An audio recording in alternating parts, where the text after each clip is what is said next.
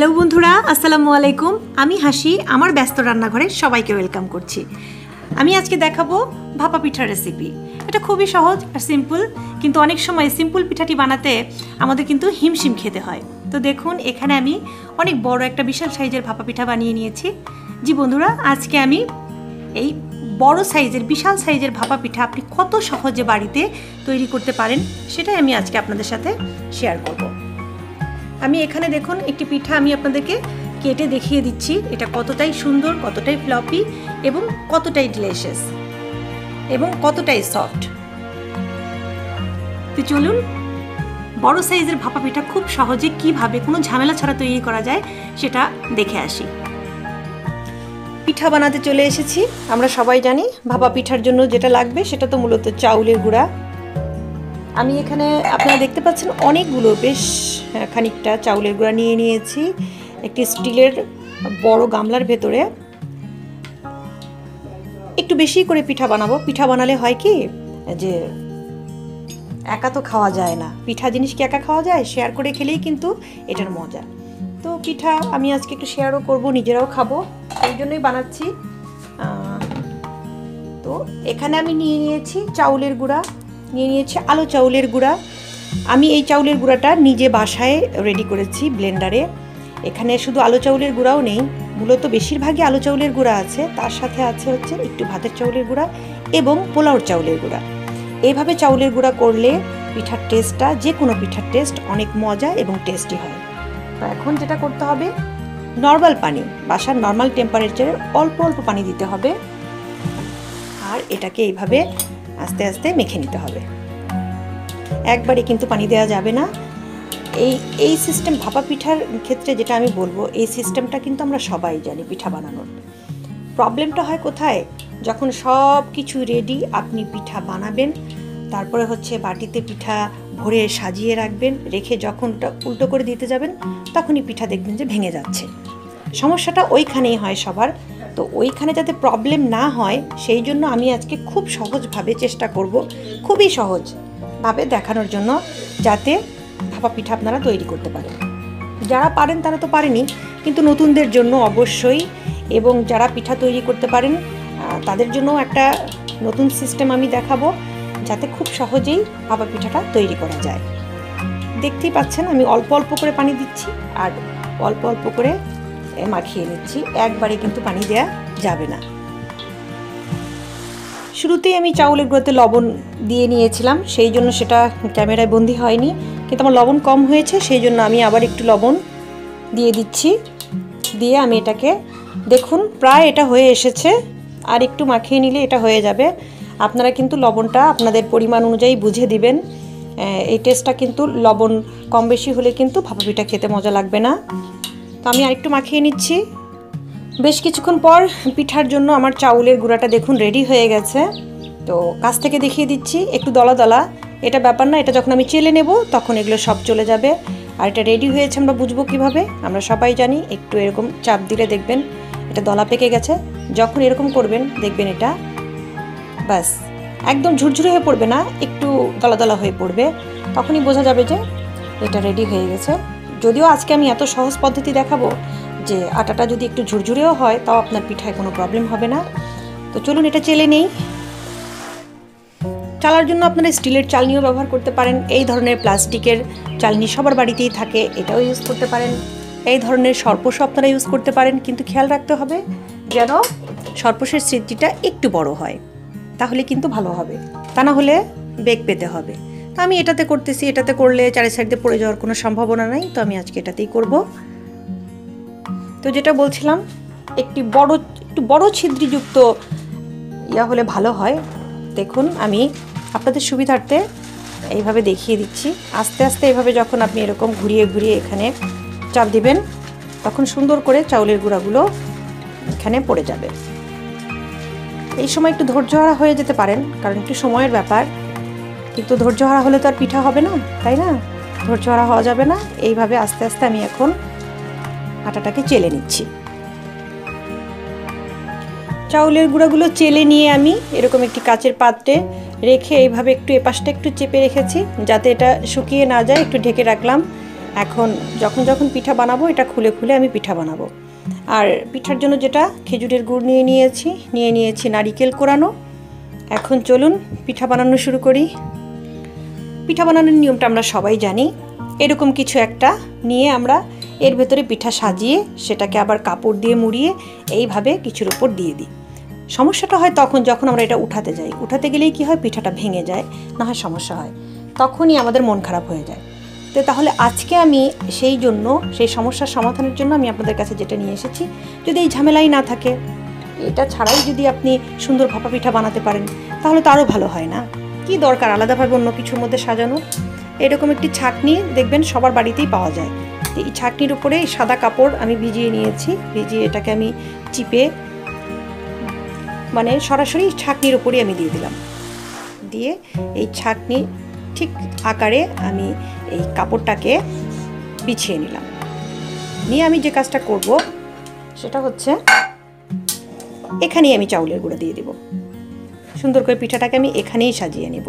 প্রথম একটি লেয়ার আমি দিলাম, একটি লেয়ার পাতলা করে দিয়ে দিচ্ছি এখানে আমি খেজুরের গুড়। একটু বেশি করে দিচ্ছি, বাড়িতেই তৈরি করব আমরা, এটা তো আর দোকানের পিঠা না।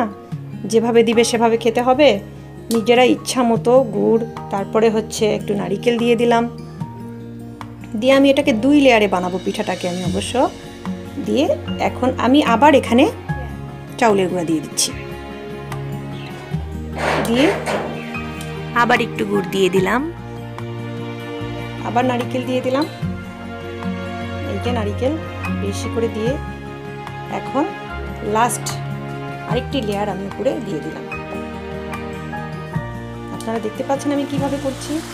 কোনো প্রয়োজন নাই আলাদা কোনো বাটিতে এই পিঠা বানাতে, যে সেটাকে আবার আপনি ভেঙে ফেলে দিবেন, তারপরে আমাদের আবার মন খারাপ হয়ে যাবে, তখন মনে হবে তার পিঠাই বানাবো না। কি দরকার? যুগের সাথে সাথে যদি আমরা একটু টেকনিক্যাল জিনিস শিখে একটু সহজ করে নিই, তাহলেই কিন্তু পিঠা বানানোটা কোনো ব্যাপার না।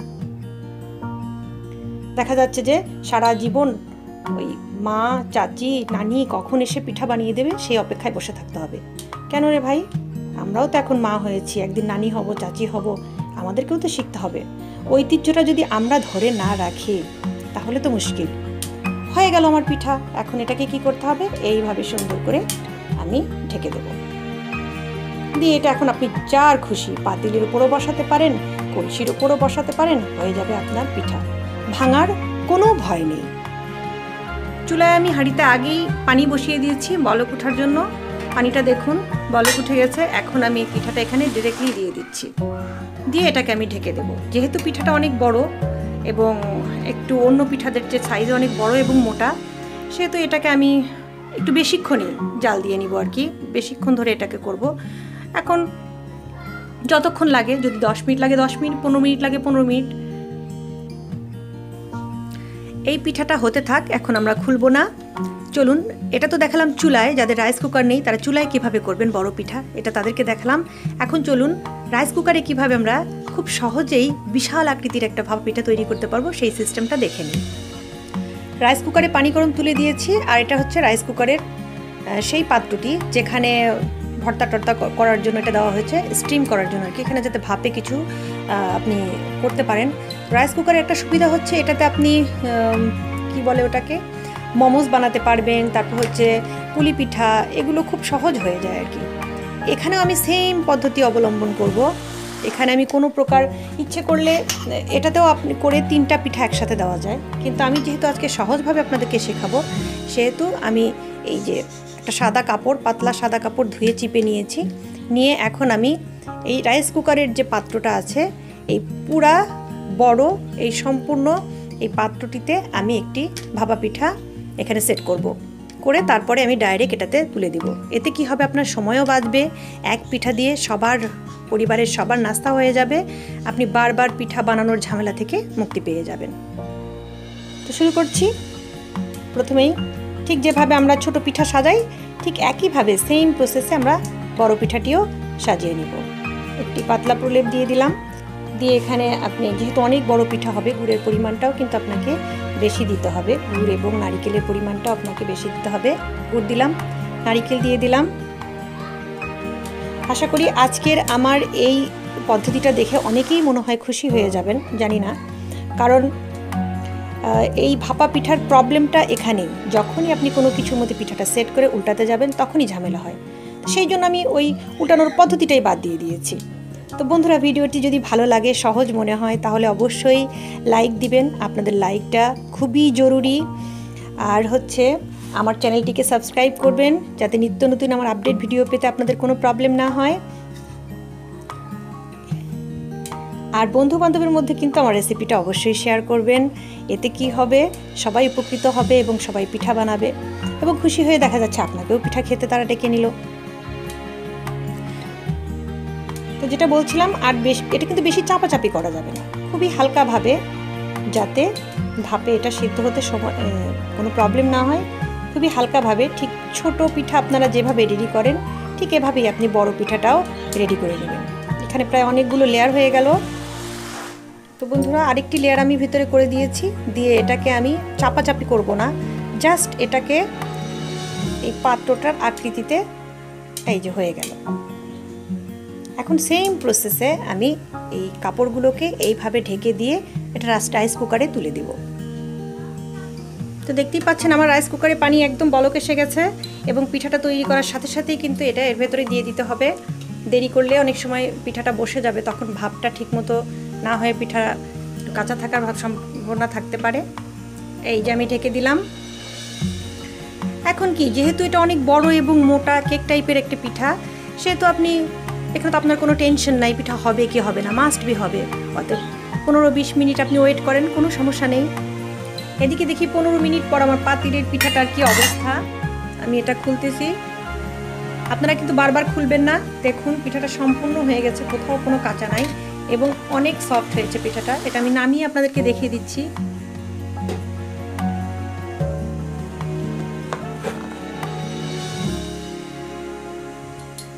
দেখুন বন্ধুরা, কোনো কিছুতে ছাঁচের প্রয়োজন নেই, কোনো কিছুরই দরকার নেই।